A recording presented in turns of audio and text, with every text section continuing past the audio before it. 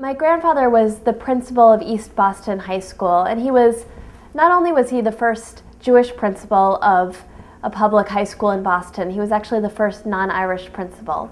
And so he was always a little bit uncertain about his position there. And in particular, he was in his position during the controversy over busing in Boston in the 70s.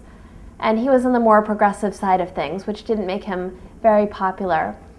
And so the first thing that I learned from him was that part of being a Jew is to take stands on controversial issues, sometimes at the risk of your own career.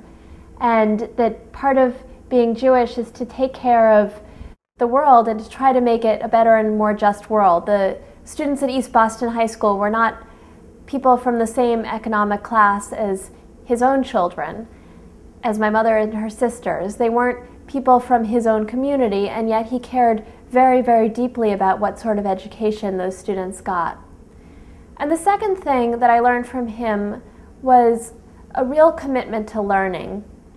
Even while he was working full-time as a high school principal, he would also teach part-time at his synagogue. He would teach Tanakh, he'd teach Bible, and that also was an incredibly important part of his life and an important part of who he was. He was devoted to learning, he was devoted to going to synagogue, to being part of the synagogue.